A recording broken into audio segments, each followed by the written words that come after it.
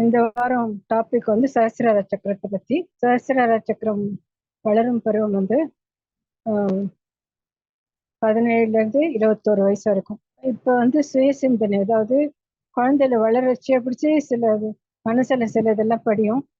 அதுக்கப்புறம் வளர்ந்த அப்புறம் இந்த வயசுல 17ல இருந்து 21 வயசு சஹஸ்ரார சக்கரம் மலரும் பருவத்துல அது வந்து தன்னையும் கவனிச்சுட்டு சமூகத்தையும் பார்த்துட்டு மற்றதெல்லாம் தன்னுடைய அறிவு வளர்த்துக்கிற திறமை அதுக்கு கிடைக்கும். இந்த ஆக்னிய சக்கரா பத்தி பேசிட்டேன். குழந்தையிலேருந்து பருவம் அடையும் அப்படின்னு சொன்னேன் இல்லையா? இந்த பருவம் அடைய விட்டுட்டு இப்போ வந்து வாலிப வயது 17லேருந்து 21 வயசு வரைக்கும் வாலிப வயதுன்னு பேரு. தனக்குள்ள ஒரு ஆற்றல் இருந்தாலும் அது அக்னி சக்கராவை பயன்படுத்தி அதுக்கும் சஹஸ்ரார சக்கரம் மலரத்துல இந்த ஆற்றல் இன்னும் அதிகமா பெருகிறதுக்கு இந்த சக்கரம் உதவுறது. இந்த சக்கரம் கீழே உள்ள எல்லா சக்கரமும் மூலாதாரத்திலிருந்து மற்ற 6 சக்கரமும் சரியான படி மலர்ந்தா சகசிரார சக்கரமும் தடையில்லாம வளரும். அதுல பாதிப்பு இருந்ததுனாக்கா சகசிரார சக்கரா வந்து நல்லா வளராது. ஆனா சகசிரார சக்கரா வந்து நம்ம நினைச்சிட்டு இருக்கோம் 17க்கு அப்புறம் தான் மலருதுன்னுட்டு. ஆனா இது வந்து எப்ப மலருது அப்படின்றத இன்னொரு படத்தை போட்டு காமிக்கிறேன். ஆனா இந்த சக்கரம் வந்து சஹஸ்ரார சக்கரம் பைனியல் கிளாண்ட் அப்படின்ற ஒரு சுரப்பியை சார்ந்தது. பைனியல் கிளாண்ட் வந்து நம்ம உள்ளுறுப்புகள் எல்லாம் இல்லையா, அது ஒரு டைம்ல ஒரு 2 மணி நேரத்துக்கு ஒரு உறுப்பு வந்து அதிக திறனுடைய வேலை செய்யும். 24 மணி நேரத்துல 12 முக்கியமான உறுப்புகள் இருக்கு. ஒன்று 12 முக்கியமான உறுப்புகளும் ஒரு ஆர்கனும் 12 மணி நேரம் தன்னுடைய திறமையோட வேலை செய்யும். மற்ற டைம்ல வேலை செய்யும், ஆனா அந்த 2 மணி நேரம், அதுக்கு குறிப்பிட்ட 2 மணி நேரத்துல அது வேலை செய்யும். அதே மாதிரி உலகத்திலேயே நம்ம பிரபஞ்சத்தையே பார்க்குறோம். சூரியன் காலையில உதிக்கும், சாயங்காலம் மறையும். அதே மாதிரி சம்மர், வின்டர், பருவநிலையும் அதுக்கு தகுந்த மாதிரி தானே. ஒரு டைம்ல சம்மர் வந்து ஒரு மாசத்துல இருக்காது, அடுத்த வருஷத்துல வேற சம்மர்ல வேற டைம்ல இருக்காது. எல்லாமே ஒரு நிலையான ஒரு பருவம் இருக்கு இல்லையா, அது அந்த மாதிரி இருக்கும். அதே மாதிரி நம்மளுடைய உள்ள உறுப்புல கால அட்டவணை கடிகாரம் மாதிரி 24 மணி நேரத்துல 12 ஆர்கன் மேஜர் வேலை செய்யும். அது வந்து பைனியல் கிளாண்டை சார்ந்தது. இப்ப பைனியல் கிளாண்ட் எங்க இருக்குன்னு பாத்தீங்கன்னா, நம்ம எல்லாருக்குமே தெரியும், சின்ன வயசுலயே படிச்சிருக்கோம். மூளை வந்து 2 பிரிவுகளாக, இடது பக்கம் வலது பக்கம்னு நடுவில் ஒரு பள்ளம் இருக்கும். அது வந்து ஒரு கோடு மாதிரி இருக்கும். 2 பிரிவுகளாக பிரிச்சிருக்கும், இடது பக்கம் மூளை வலது பக்கம் மூளைன்னுட்டு. அப்ப 2 பிரிவுக்கு நடுவுல ஒரு கோடு மாதிரி வருது இல்லையா, அது உள்ளுக்குள்ள ஆழத்துல ஒரு சின்ன கிளாண்ட் இருக்கும், ஒரு பீன்ஸ் ஷேப்ல இருக்கும். அது வந்து பைனியல் கிளாண்டுன்னு பேரு. அதுதான் சஹஸ்ராராவை சேர்ந்தது. அந்த பேஸ்ல வந்து ஒரு கிளாண்ட் இருக்கு, அது பிட்யூட்டரி கிளாண்ட். அது வந்து ஆக்னிய சக்கராவை சேர்ந்தது. ஆக்னிய சக்கராவை சேர்ந்தது வந்து பிட்யூட்டரி கிளாண்டு. சஹஸ்ராராவை சேர்ந்தது வந்து பைனியல் கிளாண்டு. இப்ப நம்ம சஹஸ்ரார சக்கரா வந்து இப்பதான் 17லேருந்து 21 வயசுக்கு தான் வளருது அப்படின்னு சொன்னேன் இல்லையா. ஆனால் குண்டாலினி சக்தியின் வந்து ஒரு 3rd trimester ஆஃப் பிரெக்னன்சி, அதாவது கடைசி 3 மாசத்துல அந்த குழந்தைக்கு வந்து உயிர் வரும். அந்த உயிர் எப்படி வருதுன்னா, அது உள்ளுக்குள்ளேயே கர்ப்பப்பைக்குள்ளேயே கொஞ்சம் அசைவுகள்லாம் இருக்கும். அது தாயினால உணர முடியும். அந்த அசைவுகளுக்கு காரணம் வந்து குண்டாலினி சக்தி. அந்த குண்டாலினி சக்தி வந்து அந்த குழந்தைக்கு உயிரை கொடுத்துட்டு அப்புறம் மறுபடியும் தூங்க போயிடுறான். இப்ப இந்த கீழே அந்த குழந்தை, சின்ன குழந்தையினுடைய உருவம் தெரியுது இல்லையா, கீழே வந்து ஒரு கீழே தொங்குற மாதிரி ஒரு படம் இருக்கு இல்லையா, ஒரு பூ மாதிரி இருக்கு இல்லையா, அது மூலாதார சக்கரம். குழந்தை வந்து வெளியில வர்றதுக்கு முன்னாடியே கடைசி ட்ரைமஸ்டர் பிரெக்னன்சில உயிர் குண்டாலினி சக்தினால உயிர் வருது இல்லையா, அந்த உயிரோட அந்த குழந்தை பிறகுது. அந்த உயிரோட குழந்தை பிறக்கிறச்ச முதல்ல பண்ற காரியம் என்னன்னா, மூச்சு இழுக்கிறது. மூச்சு எங்கேருந்து இருக்கும், தரையிலேருந்து இழுக்கிறது இல்லை, மேலேருந்து ஆகாயத்திலேருந்து இருக்கும். சகசிரார சக்கரா ஆகாயம் என்னும் இயற்கையினுடைய பஞ்சபூதங்கள்ல ஒன்றான ஆகாயத்தை சேர்ந்தது. இப்ப ஆகாயம் என்னன்னா தலைக்கு மேல தானே இருக்கு. இப்ப இந்த படத்தை பார்த்தீங்கன்னா தலைக்கு மேல இருக்கிறது வந்து திறந்திருக்கு, அது முழுசா மலர்ல மலர்ந்திருக்கு. ஏன்னா அந்த பிறந்த குழந்தைக்கு உயிர் வரணும் இல்லையா, அது எப்படி அந்த முதல்ல பிறந்த உடனே அது மூச்சு உள்ளே இழுக்குது. அந்த மூச்சு உள்ளே இழுக்கிறதுக்கு எங்க இருந்து வருது? ஆகாயத்திலேருந்து வருது. ஆகாயன்றது ஐம்பூதங்களில் ஒன்று. சோ பிறந்த உடனே ஐம்பூதங்களில் ஒன்றான இயற்கை சக்தி குழந்தைக்கு தானே வருது. மூச்சு இழு, நீ இப்படி வயிறு பெருசுக்க மூச்சு விடணும் அப்படி இப்படின்னு யாரும் சொல்லி கொடுக்கல. இது இயற்கை சார்ந்தது. ஆகாயம் என்ற இயற்கை சார்ந்து அந்த குழந்தை பிறக்குது. இப்ப கீழே மூலாதார சக்கரம், மேல ஆகாய சக்தி, சகசிரார சக்கரம். சகசிரார சக்கரம் கொஞ்சம் வளர்ந்ததுனாலதான் குழந்தை பிறந்த உடனே இது மூச்சை இழுக்க முடியுது. இத பாத்தீங்கன்னா சொன்னேன் இல்லையா, 12 மேஜர் உறுப்புகள். அந்த 12 மேஜர் உறுப்புகளும் 2 மணி நேரம் அதனுடைய வேலை செய்யும். காலையில எழுந்த உடனே பிரம்ம முகூர்த்தம்னு இருக்கு இல்லையா, எழுந்த உடனே 3லேருந்து 5 வரைக்கும் பிரம்ம முகூர்த்தம். அடுத்தது 5லேருந்து 7, 7லேருந்து 9, 9லேருந்து 11. இந்த பார்த்தீங்கன்னா 24 மணி நேரத்துல 2 மணி நேரம் ஒரு உறுப்புகளும் அதிகப்படியான தன்னுடைய திறமையோட வேலை செய்யும். இதெல்லாம் வேலை செய்யறதுக்கு நம்ம இயற்கையோட ஒத்து போகணும். காலையில என்னத்துக்கு எழுந்திருக்கணும்? நான் மத்தியானம் 10 மணிக்கு அப்புறம் காலையில ராத்திரி லேட்டா படுத்திட்டு நான் 11 மணிக்கு தான் எழுந்திருப்பேன், 12 மணிக்கு தான் எழுந்திருப்பேன்னா அப்ப இயற்கையோட ஒத்து போகாதனால நிறைய ப்ராப்ளம் வரும். அதனால நீங்க கவனமா பார்க்கணும் வேண்டியதுன்னா, இயற்கையோட ஒத்து நம்ம வேலை செஞ்சோம்னா நம்மளுடைய உலக உயிர் எப்பவுமே ஆரோக்கியத்தோட இருக்கும். குழந்தைகளுடைய வளர்ச்சி பருவத்தை நம்ம ஏற்கனவே பார்த்திருக்கோம். மூலாதாரத்திலிருந்து கொஞ்சம் கொஞ்சமா பார்த்திருக்கோம். இப்ப ஆன்மீகம்னு இருக்கு. இந்த 17லேருந்து 21 வயசுக்கும் அந்த ஆன்மீக அறிவு அதிகமா வளரும். இந்த ஆன்மீகத்தை வளர்றதுக்கு முதல்ல என்ன பண்ணணும்? குழந்தைகள வளர்ச்சியை தொட்டில் பழக்கம் சுடுகாடு மட்டும் அப்படின்னு சொல்றாங்க இல்லையா, குழந்தை பிறந்த உடனேல இருந்து அது எப்படி அம்மா அப்பா காப்பாத்தி அன்போட காப்பாத்தி அதுக்கப்புறம் அது வளர வளர அது அந்தந்த குழந்தையினுடைய மனநிலைக்கு ஏற்ப அதை வளர வச்சு இந்த 17 வயசு கொண்டு வச்ச அந்த குழந்தைக்கு சகசிரார சக்கரம் தானே வளரும். ஆன்மீகத்துல வளருது. அப்போ என்ன பண்றோம்? நம்ம இந்த ஆன்மீகம் வளர்றதுக்கு குழந்தையில இருந்து பழக்க பண்ணணும். சகசிரார சக்கரம் நல்லா வளரணும்னா குழந்தையில இருந்து எப்படி பழக்கப்படணும்னா, நம்ம நாட்டுல என்ன பண்ணுவோம்? நம்ம வழக்கம் தரையில உட்காரும். குழந்தைய இப்பதான் இந்த அக்ஷராபியாசம்னு ஒண்ணு பண்ணுது, சரஸ்வதி பூஜை அன்னைக்கு பண்ணுங்க. அப்ப என்ன பண்றாங்க? குரு தரையில உட்கார்ந்து, அவரும் தரையில உட்காராரு, குழந்தையும் மடி மேல இல்லைன்னு தரையில உட்கார வச்சு அக்ஷரம் எப்படி எழுதுறதுன்னு கையை பிடிச்சு எழுதுறதுக்கு கத்து கொடுக்குறாரு. முதல்ல அக்ஷராபியாசம். அது அது அதோட இல்ல, நம்ம அந்த காலத்துல எல்லாம் டேபிள்லாம் கிடையாது, தரையில உட்கார்ந்து சாப்பிடுவோம்.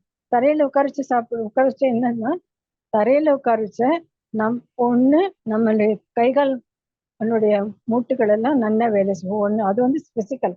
ஆனா ஆன்மீகமா பாத்தீங்கன்னா தரையில உட்கார வச்சா நமக்கு தெரியாமே பூமாதேவனுடைய சக்தி நமக்கு வருது.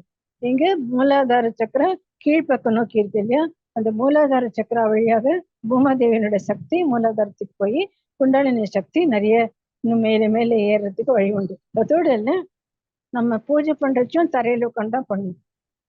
இப்ப பாட்டு கச்சேரி பண்றாங்க அப்படின்னா என்ன பண்ணுவாங்க? தரையில உட்காந்துதான் பண்ணுவாங்க. எவ்வளவு பெரிய 70 வயசானாலும் 80 வயசானாலும் தரையில உட்கார்ந்துதான் பாடுவாங்க. ஏன்னா சரஸ்வதி கலைன்றது. அந்த சரஸ்வதிக்கு மனசுல பயபக்தியோட பண்றச்ச தரையில உட்கார்ந்து பண்றதுக்கு முடியும். தரையில உட்காரச்ச பூமாதேவியோட சக்தி தானே வளரும், இந்த பக்தியும் தானே வளரும். இதெல்லாம் பார்த்துட்டு வளர்ற குழந்தை தானே எல்லா சக்கரமும் வளர்றதுக்கு உதவும். குழந்தைய பெற்றோர்களுடைய கடமை ரொம்ப பொறுப்பா இருக்குன்னு கடமை ரொம்ப இருக்குன்னு சொன்னேன் இல்லையா, இதுதான் குழந்தை பறக்கச்சியை பிடிச்சி இதெல்லாம் பண்ணும். 2வது அப்பப்ப அடிக்கடி கோல் கழிச்சிட்டு போய், கோல்ல உங்களுக்கு இப்ப தெரியலன்னா கூட கூகுள்ல பாத்தீங்கன்னா எல்லாம் கிடைக்கும். அதாவது ஸ்தல புராணம்னு இருக்கு.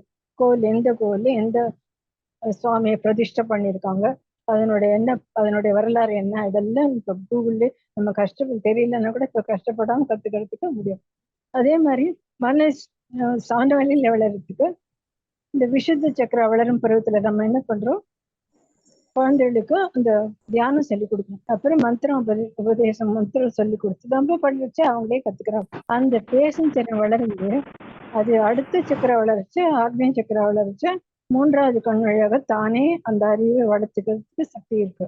அதுக்கப்புறம் இதெல்லாம் சேர்ந்த அப்புறமா மனசு அதுலயே சமநிலைப்படுத்தி மேலிருந்து ஆகாயத்திலேருந்து மூச்சு இழுத்து தரையிலிருந்து பூமாதேவி கிட்டே இருந்து மூச்சை இழுத்து வெளியில விடுறச்ச நம்மளுடைய ஆறா வந்து பெருசா இருக்கு. அதாவது சமநிலையில இருக்கிறதுக்கு மனசும் உடலும் ஒரு நிலையில சமநிலையில இருக்கணும். அப்ப அதுக்கு எதுக்கு எப்படி வருதுன்னா தியானம் பண்றதுனால வருது. தியானம் வந்து நம்ம மனசை வந்து அதில் தியானம் பண்றச்ச மனசை வந்து மூச்சுல வச்சோம்னா ஆட்டோமேட்டிக்கா நம்மளுடைய மனசும் பாடியும் ஒரு நிலைக்கு வரும் சமநிலையில. அப்ப வந்து ஒரு அணுவும் சக்தியை ஏற்றுடுது. அந்த ஒரு அணுவும் நம்ம சொல்றோம் இல்லையா, அவனன்றி ஒரு அணுவும் இல்லை. அப்ப என்ன சமநிலைக்கு வரச்ச நமக்குள்ள ஒரு அணு இருக்கு. அந்த அணுன்றது எங்கேருந்து வருது?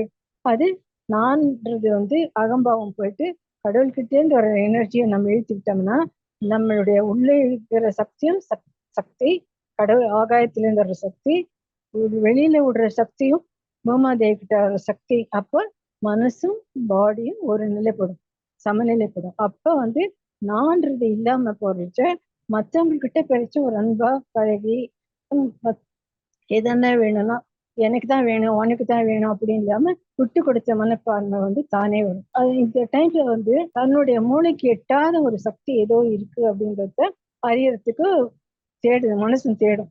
அப்ப என்ன பண்ணாங்க, தேடுறச்ச பெற்றோர்கள் கேட்பாங்க, இல்லைன்னா பெரியவர்கள் யார்கிட்டயுமே கேட்பாங்க, இல்லைன்னா பெரியவங்க உபன்யாசம் அந்த மாதிரி கேட்டு கேட்டு கேட்டு நிறைய தெரிஞ்சுக்கிட்டு மனசு தேடுற பக்கம் வந்து அதை மனசுக்குள்ள பொறுத்துறதுக்கு ஒரு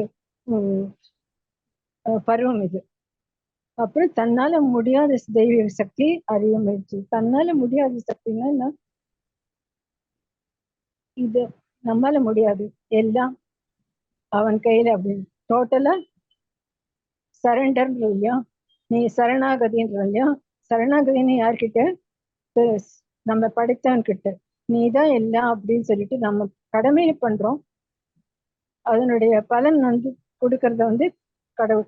ஸோ அதனால சரணாகதின்ற பக்குவத்தை அடைய முடியும். இதை அடையறதுக்கு வந்து பூமாதேவியனோட சக்தி வேணும், ஆகாச சக்தி வேணும். இது தேடும் படுறதுல வந்து குருன்றது வேணும். நம்ம சொல்றோம் குண்டாலினி சக்தி குண்டாலினி சக்தின்னுட்டு. ஒரு டைம்ல குண்டாலினி சக்தி வந்து நம்மளாலேயே எழுப்ப முடியும். ஆனா குண்டாலினி சக்தி எழுப்புறது மிகவும் சுலபம், ஆனா மிகவும் ரொம்ப ரொம்ப கடினம். ரெண்டு எக்ஸ்ட்ரீம் இருக்கு, ரொம்ப சுலபம் கடினம். ஏன்னா குண்டாலினி சக்தியை தெரியறதுக்கு நமக்கு ஒரு குரு வேணும். அதுவும் ஆன்மீகத்துல முழுமையாக ஈடுபட்ட ஒரு குரு வேணும். குருன்னா யாரு? குருனா இருள், குருன்னா அந்த இருளை போக்குபவர், இருளை போக்குவது. ஸோ குருன்றவர் வந்து தன்னுடைய சிஷ்யனுடைய இருள்ன்றது அறியாமை, இக்னரன்ஸ், அந்த அறியாமையை போக்கி அவனுக்கு ஆன்மீக வழியை காமிக்கிறவர் வந்து ஸ்பிரிச்சுவல் குரு.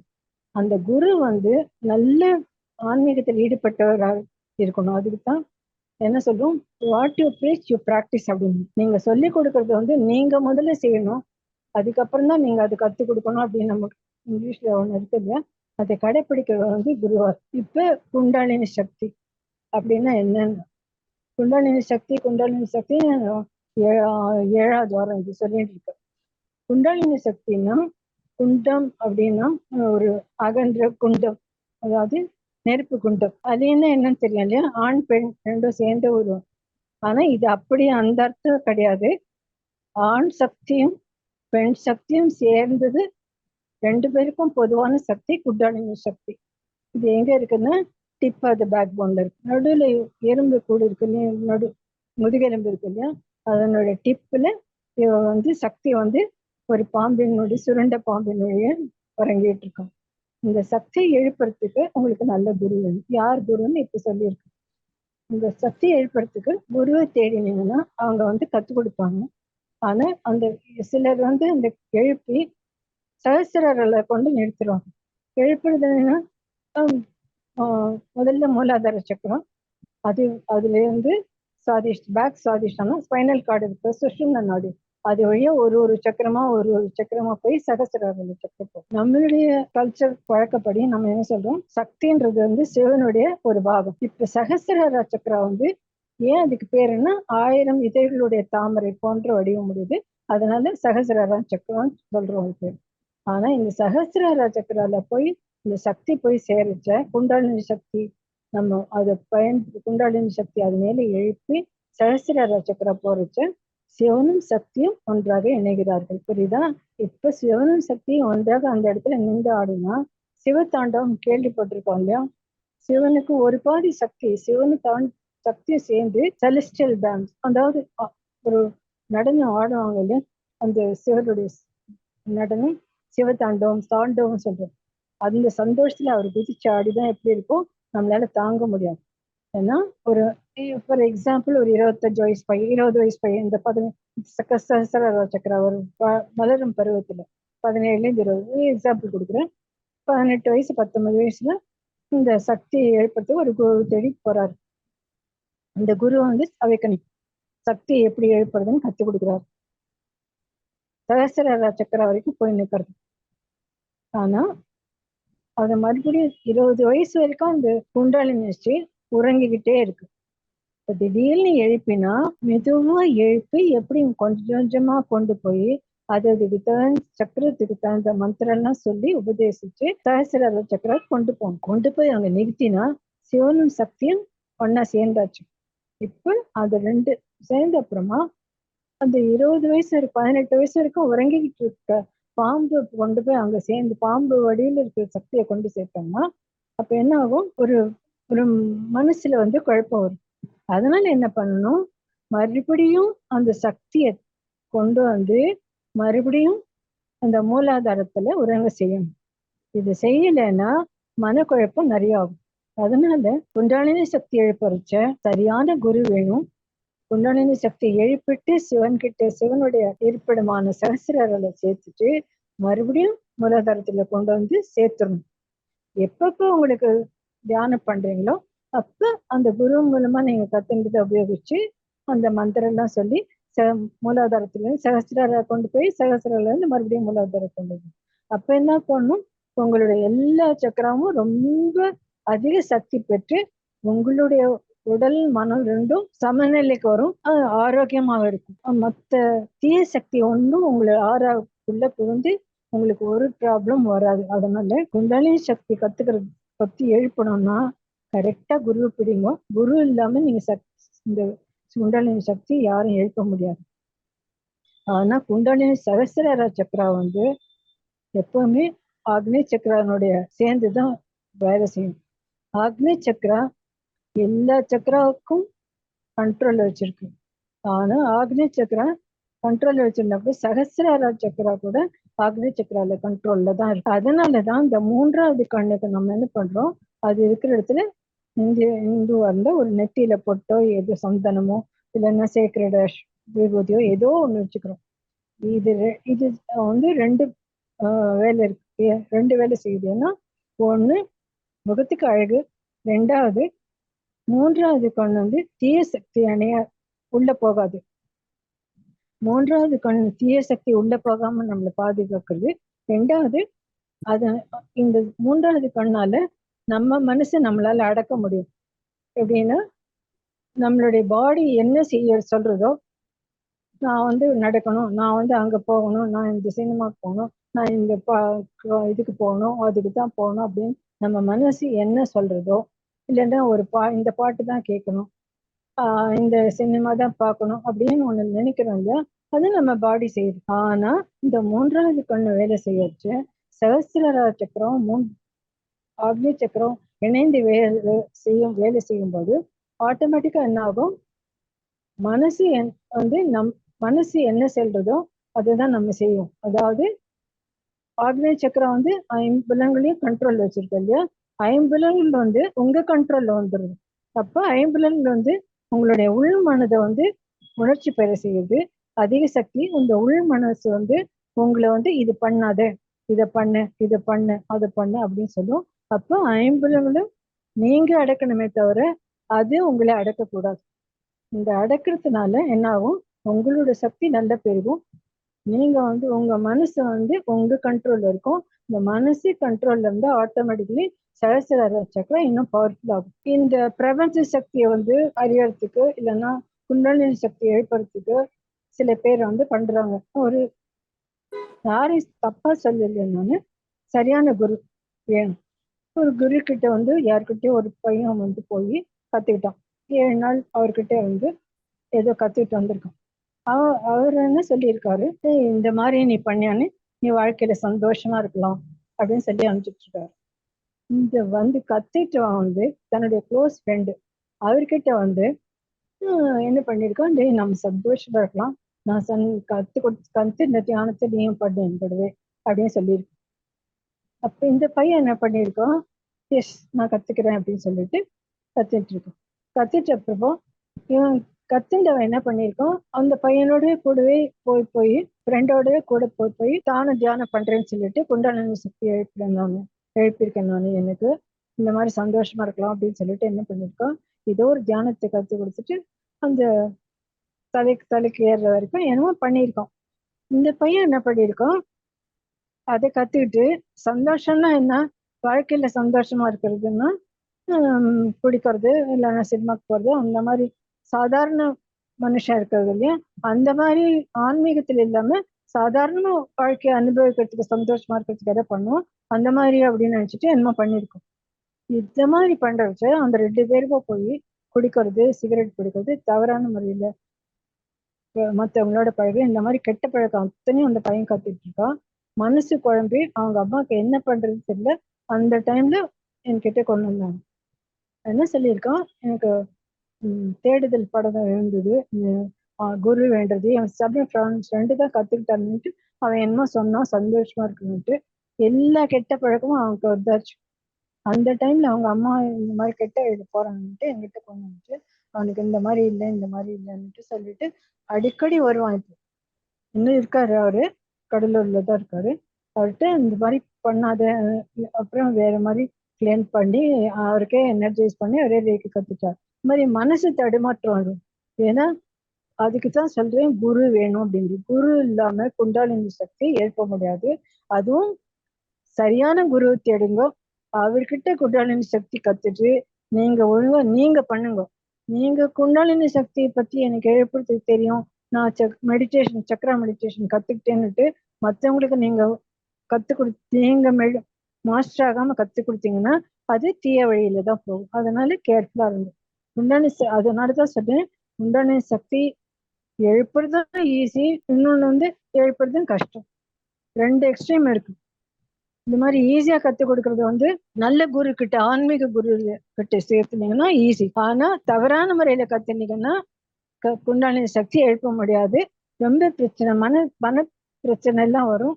சைக்காட்ரிஸ்ட் கிட்ட போற வேண்டிய அளவுக்கு வந்துடும். அதனால கேர்ஃபுல்லா இருக்கும். இப்ப அதிகப்படியான கண்டிப்பு வீட்டுல இருக்கிறது, சாஸ்திர சரியா வேலை செய்யலன்னா என்ன ஆகும் பார்க்கலாம். அதிகப்படியான கண்டிப்பு வீட்லயும் வெளியிலும். நீ குழந்தை வளர்ச்சியே நீ இப்படிதான் இருக்கணும் அப்படிதான் இருக்கணும் அப்படின்னு சொல்லிட்டு பண்ணினாங்கன்னா பிரச்சனை.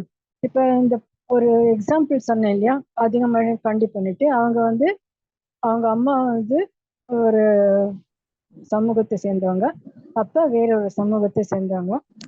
அப்பா என்ன, நான் போற கோயிலுக்கு தான் நீ வரணும்னு, அம்மா வந்து நான் போற இடத்துக்கு தான் நீ பிரார்த்தனைக்கு வரணும் அப்படின்னுட்டு. இந்த பையனுக்கு சின்ன வயசுல இருந்தே ஒரே கன்ஃபியூஷன்.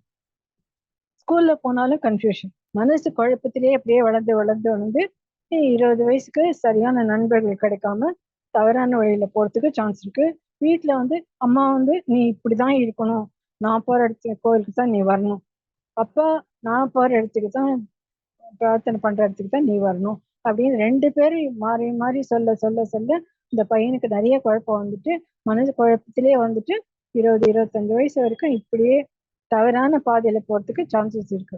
அதனால குழந்தை பருவத்துல இந்த இந்த மாதிரி பாதுகாப்பாற்ற இல்ல நிலையில இருந்ததுன்னா நிறைய மனசு குழப்பம் வந்து சக்கரங்கள் சரியா வளராது. ஏன்னா குழந்தை பருவத்திலேருந்து வளர சக்கரம் தான் சகசிர சக்கராவை நிறைய நல்லா வளர்க்க விடும். அதனால மனசு குழப்பம் வருது எதனாலன்னா மற்ற சக்கரங்கள்லாம் சின்ன அடியில இருக்கிற சக்கரங்கள்லாம் சரியா வேலை செய்யணும்னா சகஸ்திரார சக்கரம் சரியா வேலை செய்யாது. சகஸ்திரார சக்கரம் வேலை செய்யலைன்னா அந்த ஆக்னேய சக்கரம் சரியா வேலை செய்யாது. இப்ப ரெண்டும் சரியா வேலை செஞ்சாதான் உள்ளுறுப்புகள் எல்லாம் நல்லா வேலை செய்யும். இப்ப சகஸ்திரார சக்கரம் வந்து பிரெயினை கண்ட்ரோல் பண்றது, ஆக்னேய சக்கரம் பிரெயினை கண்ட்ரோல் பண்றது. பிரெயின்ல வந்து மெலட்டோனின் ஒரு நியூரோ டிரான்ஸ்மிட்டர் இருக்கு. அது வந்து தூக்கத்துக்கு, வெளிச்சத்துக்கு, எல்லாத்துக்கும் இந்த சொன்னேன் இல்லையா சர்க்காடியன் ரிதம்னுட்டு, காலையில என்ன பண்ணணும் சாயங்காலம் என்ன பண்ணணும்னுட்டு பயோரிதம்னுட்டு, அதுக்கு தகுந்த மாதிரி அதுக்கு அந்த மெலட்டோனின் அவசியம். ராத்திரில தூங்கணும், பகல்ல வேலை செய்யணும். சூரியன் வந்து இருக்கிறச்ச நம்ம உடல் சுறுசுறுப்பா இருக்கும். அந்த டைம்ல நல்ல வேலை செய்யணும். ராத்திரில படுக்கிறதுன்னா கட்டாயம் அந்த டைம்ல படுத்தாகணும். இதுக்குதான் பயோரிதம்னு இருக்கு. அப்புறம் நான் ரொம்ப நேரம் அதை செலவழிக்கல. நீங்க அதை யூடியூப்ல கொடுத்துருக்க ரெஃபரன்ஸ் பாருங்க. ஆன்மீகத்தை வந்து அதிகமா, அதாவது ஒரு பையனுக்கு வந்து இதுல நான் கோயிலுக்கு வரலன்னா ஃபோர்ஸ் பண்ணி எங்கேயும் அழைச்சிட்டு அவனுக்கு நல்ல புத்திமதி சொல்லுங்க. சொல்லி சொல்லி வளர்த்தீங்கன்னா அது தானே ஈடுபடும். ஆனா ஃபோர்ஸ் பண்ணினா எதுவுமே திணிச்சா அது எனக்கு வேணாம் அப்படின்னு சொல்லி சொல்றாங்க இல்லையா. ஹிந்தி படிக்கலாம், ஆனா அது திணிக்கிறாங்க அப்படின்னு சொல்றாங்க இல்லையா. அப்ப அது மேல ஒரு வெறுப்பு வர்றதுக்கு, அதனால எதுவும் திணிச்சிங்கன்னா வெறுப்பு வரும். அதனால முதலுக்கே மோசமாயிடும். அதனால கேர்ஃபுல்லா இருக்கும். இந்த மாதிரி சகசிரார சரியா வேலை செய்யலைன்னா அக்னி சக்கரம் சரியா வேலை செய்யாது, மற்ற சக்கரங்களும் சரியா வேலை செய்யாது. அதனால உடம்புல சோர்வு, அப்புறம் நிறைய ப்ரெஷர் ஜாஸ்தி ஆகும், வியாதி நிறைய வரும். சின்ன வயசுலேருந்தே பல வித வியாதிகள் வரும். அதனால பேசுறதுக்கு முடியாது. மற்ற நண்பர்கள் கூட பள்ளிக்கு போனா காலேஜில் போய் சேருச்ச மற்றவங்க நண்பர்களோட பேசுறதுக்கு துணிவு இருக்காது.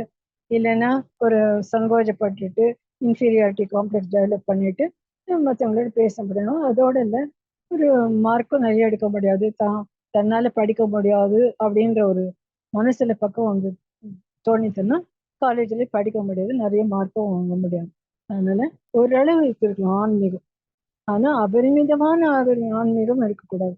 அபரிமிதமான நாகரிகம் இருக்கணும்னா தன்னுடைய வேலை கடமைகளை செய்ய மாட்டாங்க. எப்ப பார்த்தாலும் பூஜை புனஸ்காரம் உட்காந்துட்டு வீட்டை கவனிக்க மாட்டாங்க, பசங்களை கவனிக்க மாட்டாங்க. அப்புறம் வீட்டுல இருக்கவங்க தான் அவங்கள சோர்வடைஞ்சு இவங்களை திட்டி பிரயோஜனம்னு விட்டுடுவோம். அதனால தேவைக்கு அதிகமான வேணும், ஆன்மீகம் வேணும்.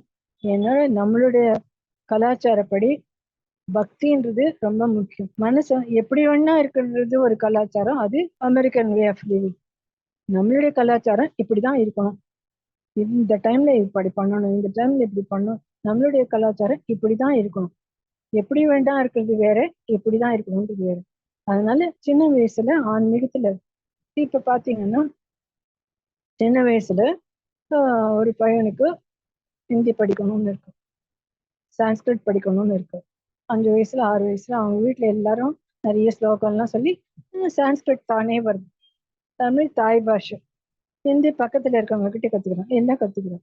அப்புறம் காலேஜ் போறச்ச இது எல்லாம் சேர்த்து வச்சு இது என்னமோ இருக்கு, ஏன் நம்ம இதெல்லாம் படிக்க கூடாது, ஏன் இதுலெல்லாம் ஈடுபடக்கூடாது, நம்மளுடைய கலாச்சாரம் ஒண்ணு இருக்கு, ஏன் ஆங்கில கலாச்சாரத்துல வந்து ஈடுபடணும் அப்படின்னு சொல்லிட்டு அதையும் படிச்சுட்டு போஸ்ட் கிராஜுவேஷனும் படிச்சுட்டு எல்லாம் பண்ணிட்டு, ஆனா தன்னுடைய அறிவை வந்து மற்றவங்களுக்கும் சொல்லி கொடுக்கணும் அப்படின்னுட்டு சில பேர் பண்றாங்க இல்லையா. உபன்யாசம் நல்ல கிராஜுவேஷன் பண்ணிட்டு போஸ்ட் கிராஜுவேட்டும் பண்ணிட்டு எல்லாம் முடிச்சுட்டு நல்ல அறிவு எம்டி இல்லைன்னா எம்பிஏ எல்லாம் பண்ணிட்டு சில பேர் வந்து நிறைய பார்த்துருக்கீங்க டிவியில, நிறைய உபன்யாசம் பண்றாங்க, எல்லாம் பண்றாங்க.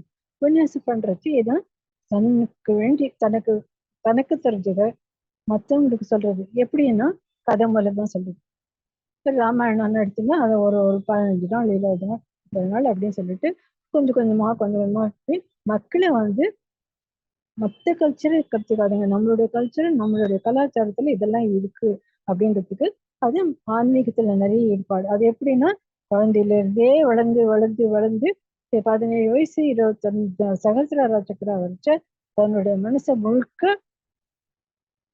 சரணாகதின்னு சொன்ன இல்லையா, அதுல ஈடுபட்டு அதுல சகசிரார சக்கரோட பவர் அதிகமாயிட்டு அதே கண்ணு முடினா எல்லாம் ஞாபகம் வரும். பழசெல்லாம் தான் படிச்சதெல்லாம் ஞாபகம் வந்து எல்லாத்தையும் ஒன்னா சேர்த்து மற்றவங்களுக்கு உபன்யாசம் பண்ணி அது தெரிவிக்கிறதுக்கு முடியும். அதே மாதிரி தான் கச்சேரி பண்றோம். 80 வயசு ஆனாலும் சின்ன வயசுல கத்துண்டு மறக்காது. அதனால அதெல்லாம் பண்றதுக்கு ஆக்னேய சக்கரம் சகசிரார சக்கரம் ரொம்ப முக்கியம். சகசிரார சக்கரா பாத்தீங்கன்னா அந்த படத்துல காமிச்சல எங்க இருக்குது, உச்ச தலையில உச்சந்தலைக்கு மேல இருக்கு. அந்த இன்னர் ஆறால சகசிரார சக்கரம் விரிஞ்சிருக்கு, ஆக்னேய சக்கரா கீழே இருக்கு. ரெண்டையும் ஒன்னா சகசிரார சக்கராவையும் மூலாதார சக்கரம் ஒன்னா சேர்க்கறதுக்கு அந்த மத்த 5 சக்கரமும் சேர்ந்து வேலை செய்யணும்.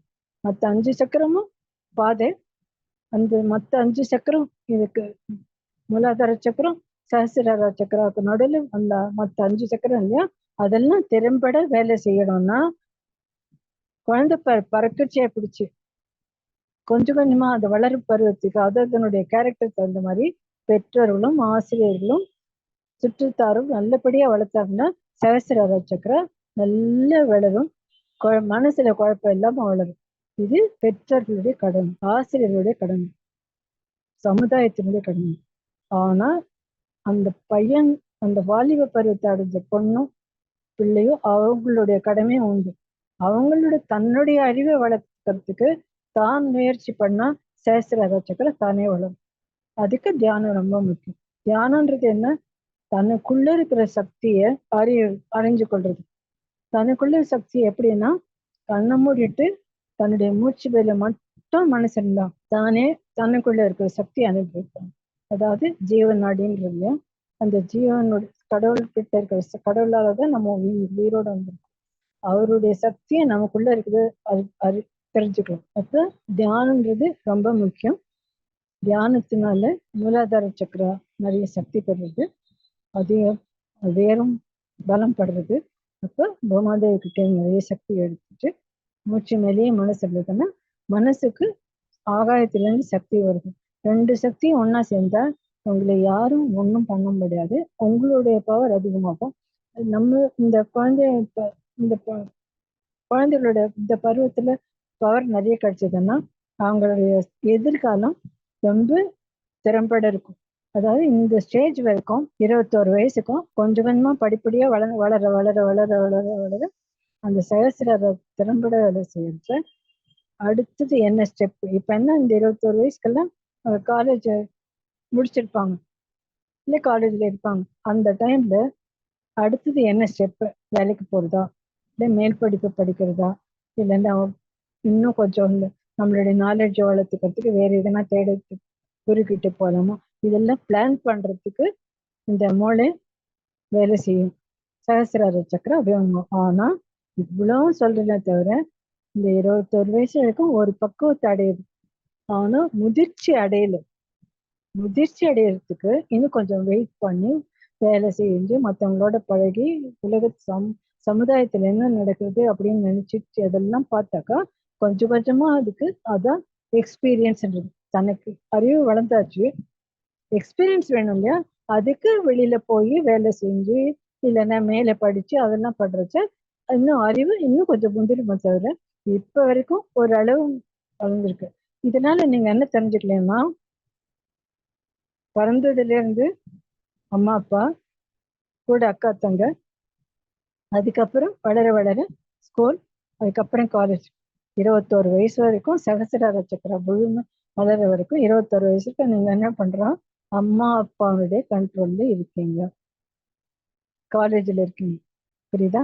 காலேஜ்ல இருக்கிறச்ச அது வரைக்கும் உங்களுக்கு எல்லாம் பெற்றோர்கள் கொடுக்குறாங்க, ஸ்கூல் போனா டீச்சர்ஸ் கொடுக்குறாங்க, அதுக்கப்புறம் காலேஜுக்கு போனா அங்க காலேஜ்ல உங்களுக்கு எல்லாம் கிடைக்குது. இது வரைக்கும் யார் கண்ட்ரோல்ல இருக்குது, பெற்றோர்களுடைய கண்ட்ரோல் இருக்கணும். அவங்களுக்கு உங்களுக்கு வேண்டியதெல்லாம் அவங்க தான் செய்யறாங்க. அதனால அவங்களுடைய கண்ட்ரோல்ல இருக்கிற வரைக்கும் நீங்க அவங்கள வார்த்தையை மீறி நீங்க இது பண்ணக்கூடாது. வார்த்தையை மீறி உங்களுக்கு காலேஜுக்கு எனக்கு இந்த பயாலஜி வேணும், ஸ்டாட்டிஸ்டிக் தான் வேணும் அப்படின்னு சொன்னீங்கன்னா அவங்க கிட்ட உட்கார்ந்து பேசுங்க. பேசிட்டு அதுக்கப்புறம் நீங்க தீர்மானிக்கலாம். இல்லை எனக்கு இது வேணாம் அப்படின்னு சொல்றதுக்கு உங்களுக்கு உரிமை கிடையாது. ஏன்னா உங்களுடைய விருப்பத்தை வேண்டி உங்களை பள்ளியில சேர்க்கல, ஸ்கூல்ல சேர்க்கல, காலேஜ்ல எல்லாமே அவங்க பெற்றோர்கள் ப்ரொவைட் பண்றது தான்.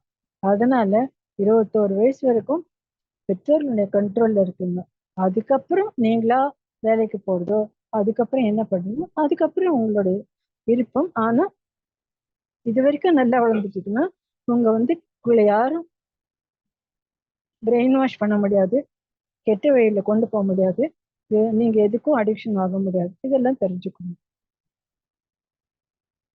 இந்த இந்த நிலையில வளர்ந்து சகசிர சக்கரா சரியான படி வேலை செய்யலைன்னா பின்னாடி என்ன ஆகும்? அடல்ட்ஹுட்ல பெரியவனான வயசான என்ன ஆகும் அப்படின்னா பேராசை. எனக்கு இது கிடைச்சிடுச்சு, நான் கிராஜுவேட் ஆயிட்டேன், அது ஆயிட்டேன், அது ஆயிட்டேன், இப்போ ஒரு குரு ஆயிட்டேன், நான் கார்மிக குரு, எனக்கு நிறைய சிஷ்யர்கள் வந்துட்டாங்க. இவங்க சிஷ்யர்கள்லாம் நிறைய வர வர எனக்கு கொஞ்சம் பேராசை வருது. ஏன் நான் ஒரு ஆசிரமம் அமைக்க கூடாது அப்படின்னு சொல்லிட்டு அதுக்கு ஒரு நிலம் வாங்குறது. அந்த நிலத்தை இன்னும் கொஞ்சமா கொஞ்சமா பருப்பி பருப்பி பறி 100 ஏக்கர் 200 ஏக்கர்னு பெரிய மண்டபம் கட்டி ஊர்ல உலகத்துல இருக்கிற அந்த சிஷ்யர்லாம் வர வச்சு ஆன்மீக குரு அப்படின்னு சொல்லிட்டு பண்றாங்க. அது பேராசை. இப்போ நம்ம கூட தான் இருக்கோம். இப்போ நிறைய பேர் கிராண்ட் மாஸ்டர்ஸ் இருக்காங்க. நம்ம குரு நம்ம கிட்ட வராங்க, அவங்க கத்துக்கிறாங்க, நீங்க போய் சொல்லி கொடுங்க, அவ்வளவுதான். அது ஆசை. ஆசைன்னா நமக்கு வந்து இது இதை பரவ செய்யணும்னு ஒரு ஆசை இருக்கு. ஆனா இது பேராசையா வளர்ந்து உலகத்துல எல்லாம் போய் நான் அங்க போய் பண்ணணும், அங்க போய் எனக்கு சிஷ்யம் இருக்காங்க, இந்த சிஷ்யம் இருக்காங்க, இந்த ஆக்டர் என்னோட சிஷ்யம் அப்படி சொல்றதுல அது வந்து பேராசை. பணம் நிறைய பணம் இந்த ஆன்மீகத்தை வச்சுட்டு பணம் சேர்க்கறது வந்து தவறான முறை. அது பேராசை. அறிவை தயாராகப்படுது. இப்போ அறிவு வந்தாச்சு. இப்போ ஒரு ஒரு இன்சிடென்ட், அனதர் இன்சிடென்ட் சொல்ற உதாரணம். என்கிட்ட ஒரு அம்மா வந்தாங்க, சன்னை கூட்டிட்டு வந்தாங்க. அவங்க வந்து அம்மா அப்பா 2 பேரும் காலேஜ் நடத்துறாங்க. அவங்களுக்கு அந்த சண்டை வந்து என்கிட்ட வந்துடுறது. என்ன ப்ராப்ளம் அவங்களுக்குன்னா அவங்க அம்மா சொல்றாங்க, படிக்கவே மாட்டேன்றோம், இன்ஜினியரிங் காலேஜ் சேர்த்துருக்கோம் கஷ்டப்பட்டு, ஏன்னா இப்போ என்ட்ரன்ஸ் எக்ஸாம் மார்க்கை வச்சுட்டு எப்படியோ அவங்க காலேஜில் இருக்காங்க இல்லையா, வேற ஒரு காலேஜில் நிறைய தெரிஞ்சவங்க சரின்னு சேர்த்துட்டாங்க இன்ஜினியரிங் காலேஜ். ஆனால் இந்த பையனுக்கு வந்து காலேஜ் சேர்ந்த அப்புறம் ஒரு ஃப்ரீடம் இல்லையா, நிறைய பசங்களோட எல்லாரோட பழகிறதுக்கு நிறைய சான்ஸ் இருக்கு. அந்த மாதிரி போயிட்டு எப்போ பார்த்தாலும் சினிமா இல்லைன்னா ட்ராமா இல்லைன்னா வெளியே ஊர் சுற்றுறது அந்த மாதிரி நேரத்தை செலவழிச்சுட்டு நிறைய அரியர்ஸ் வச்சிருப்பாரு. இப்போ என்கிட்ட வந்தாங்க, சன்னும் வந்திருந்தார். நான் சொன்னேன், ஏன் இதெல்லாம் பண்றீங்க? உங்க அம்மா வந்து அப்பாவும் வந்து காலேஜ் வச்சிருக்காங்க, நீங்க வந்து இந்த மாதிரி அரியர்ஸ் வச்சிருந்தீங்கன்னா அவங்களுக்கு வந்து ஒரு அவங்க என்ன சொன்னாங்க, நீங்க வந்து அவங்க காலேஜ் பெரியவர் ஆவீங்க, இந்த காலேஜை உங்ககிட்ட ஒப்படைச்சிட்டு போறாங்க, நீங்க அரியர்ஸ் வச்சுட்டு ஃபெயில் ஆயிட்டு இல்லை பாதியில் விட்டுட்டு போறீங்க, இல்லைன்னா ஃபெயில் ஆயிட்டு அரியர்ஸ் வச்சுட்டு கடைசியில ஒரு 4 வருஷத்துல வந்து 8 வருஷத்துல முடிக்கிறீங்கன்னு வச்சுக்கோங்க. இப்போ உங்ககிட்ட வர்ற ஸ்டூடெண்ட்ஸ் தான் உங்க அம்மா அப்பா நடத்துற காலேஜில் வர ஸ்டூடெண்ட்ஸ்லாம் என்ன நினைப்பாங்க உங்களை பத்தி, இந்த ஆளு சரி கிடையாது, நம்ம எப்படி இருப்போம் அப்படின்னு சொல்லிட்டு நீங்களும் அவங்களை கண்டிக்க முடியாது. அந்த மாதிரி ஸ்டேஜ் வரும்.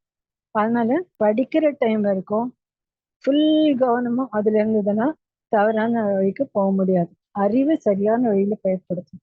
அதுக்கு தான் பெற்றோர்களுடைய கவனம் இருக்கணும். பெற்றோர்களுடைய கண்டிப்பை மீறி போனீங்கன்னா அது அறிவு தவறான முறையில பயன்படுத்தும். மற்றவர்களுடைய துன்பத்தில் இன்பம் அப்படி சாட்டிஸ்ட்னு சொல்லுவாங்க இல்லையா. அதாவது இப்போ ஒன்றும் இல்லை, எக்ஸாம்பிள் சொல்றேன்.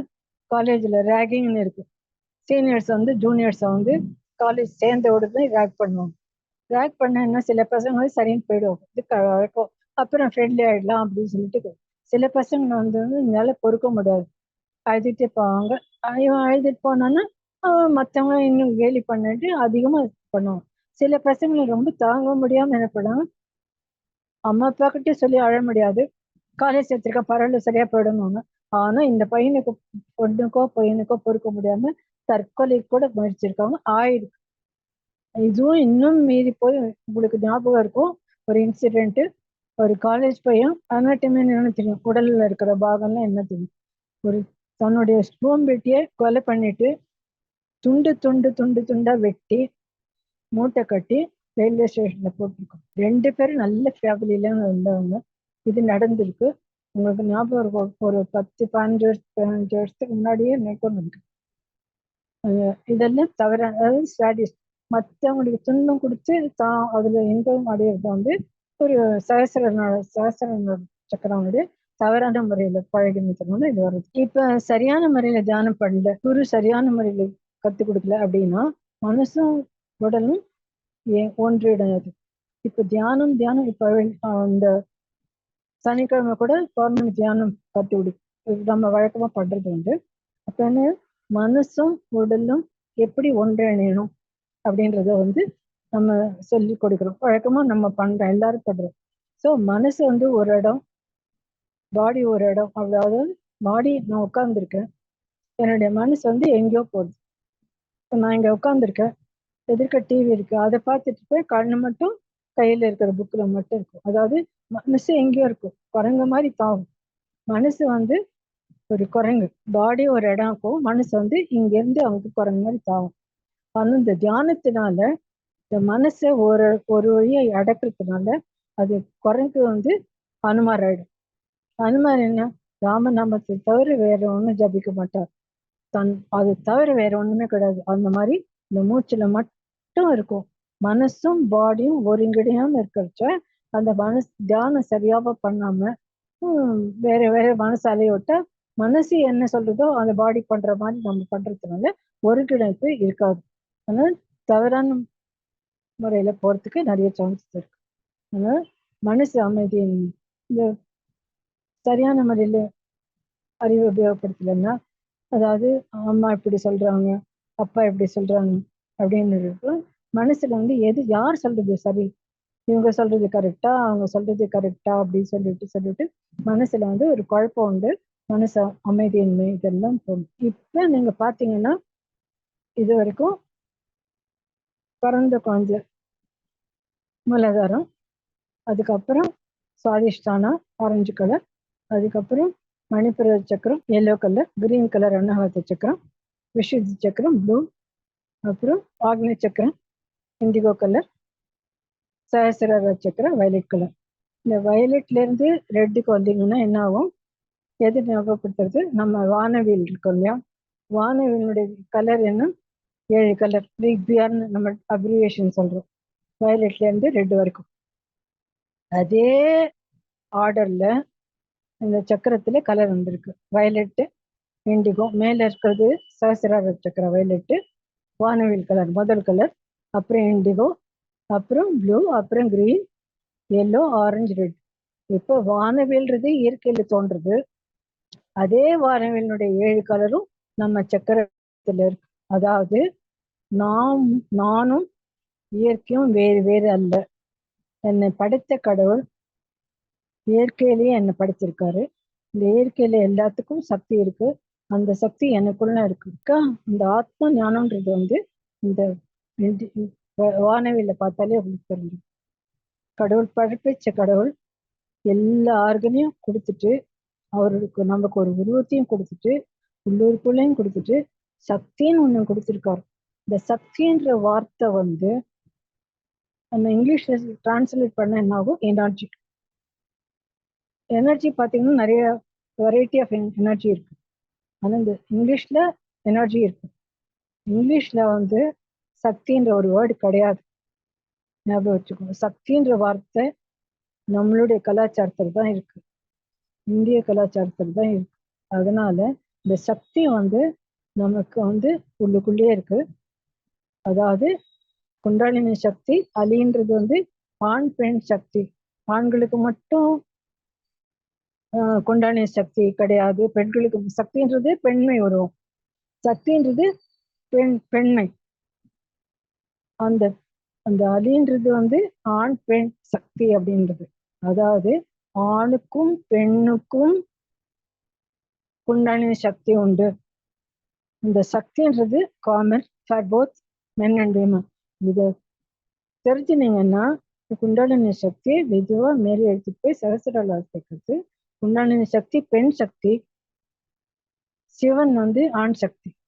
இப்ப சிவன் சக்தின்னு சொல்றது உங்களுக்கு கஷ்டமா இருந்ததுன்னா வேற மதத்தை சார்ந்த ஆண் சக்தி பெண் சக்தி. பெண்மை குண்டாலினி சக்தி, ஆண்மைன்றது சகசிரார சக்கரம். இவ்வளவுதான் நீங்க தெரிஞ்சுக்க வேண்டும். இப்ப கடைசியில பகுதியில வரைச்சு நம்ம பாக்குறோம். சம்மரி பார்த்தீங்கன்னா சகசிராரா அடல்ட்ஹுட், அதாவது வாலிப பருவம்.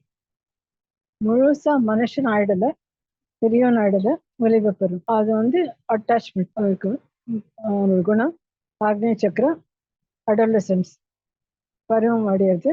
விசுத்தி சக்கரம் 7-12. இது சபனை பார்த்தீங்கன்னா தெரிஞ்சிருக்கும். மூலாதாரம் உயிர் வாழ, சுவாதிஷ்டானம் பரிச சக்தி, மணிப்பூரகம் வந்து சுயறிவு, நெருப்பிலிருந்து வர்றது, சூரிய பகவான் கிட்டே வரும். அநாகதம் தன்னை அறிஞ்சு அன்பு. அன்புன்றது ஒரு பாலம். மேல 3 சக்கரத்துக்கும் கீழ் 3 சக்கரத்துக்கும் ஒரு பாலம் ஆகுறது அன்புன்றது. விசுத்தி சக்கரம் கலைத்திறன் வளர, புதுசா இதை கண்டுபிடிக்கிறதுக்கு கலைத்திறன் விசுத்தி சக்கரம். ஆக்னேய சக்கரம் அமானுஷ சக்தி. அமானுஷ சக்தி தான், அதாவது சக்தி நிறைய மூலாதார சக்கரத்தை உபயோகப்படுத்தி அக்னி சக்கராவை திறம்பட வேலை செய்ய வச்சிங்கன்னா பின்னாடி வர்றது என்னன்னு தெரியும். இது நடக்க போறது அப்படின்னு நம்மளுடைய உள்ளுணர்வு சொல்லும். வேற எங்கேயோ நடந்தா கூட இந்த 3வது கண்ணு அதிக சக்தி பெற்று வேலை செஞ்சா அதிக சாதனை அவசியம். நிறைய பிராக்டிஸ் பண்ண பண்ண பண்ண பண்ண 3வது கண்ணு அக்னி சக்கரா ரொம்ப பவர் ஆகும். 3வது கண்ணு வச்சு எங்க எது நடக்கிறது அப்படின்னு சொல்லிட்டு நம்ம ஒரு இன்சிடென்ட் பார்த்துருப்பீங்க. ஜப்பான்ல குழந்தைகள் வந்து கையில புக்கு, சில குழந்தைகள் கையில புக்கு கொடுத்தா எந்த பேஜ்ல என்ன இருக்குன்னு கேட்டா அது அப்படியே சொல்லும். அது 3வது கண். கண்ணை மூடிட்டா இது வந்து சாதாரண கண்கள். 3வது கண் வந்து ரொம்ப பவர்ஃபுல் கண்ணு. ஆனா அதுக்கு சாதனை பண்ணா அதுக்கு பவர் ஜாஸ்தி ஆகும். சஹஸ்ரார சக்கரம் ஜீவாத்மாவும் பரமாத்மாவும் எழுதியது. ஜீவாத்மானா நம்ம சாதாரண உடல்ல இருக்கிற தியானத்துல நம்ம அறிஞ்சு கொண்டது ஜீவாத்மா. நமக்குள்ள ஒரு சக்தி இருக்குன்றது வந்து ஜீவாத்மா. அதுக்கு ஒரு போர்வை தான் நம்மளுடைய பாடி. ஆத்மான்றது கண்ணால பார்க்க முடியாது, சக்தியும் கண்ணால பார்க்க முடியாது. ஆனா தியானத்தினால அதை உணர முடியும். இந்த ஆத்மான்றது கடவுள் கொடுத்த சக்தி. அது நமக்கு ஒரு ஜீவன்ல இருக்கு. அது வந்து அதுக்கு ஒரு போர்வை இருக்கு. அதுதான் நமக்கு ஒரு பாடின்னு ஒண்ணு இருக்கு. அதுக்குள்ள இருக்கிறது தான் ஜீவாத்மா. நம்ம தவம் பண்ண பண்ண பண்ண தியானம் பண்ண பண்ண அந்த சஹஸ்ரார சக்கர பவர்ஃபுல்லா இருந்துச்சு. அது வழியா ஆகாயத்தினோட சக்தியை சேர்க்கிறோம். அது நம்ம வந்து கடவுளுடைய சக்தியினுடைய இணைச்சிக்கிச்சு. ஜீவாத்மாவும் பரமாத்மாவும் இந்த ஸ்டேஜ் வந்து சமாதி ஸ்டேஜ். நானும் நீயும் ஒண்ணு. அது சரண்டர் நமக்கு தெரிஞ்சுக்கிறது.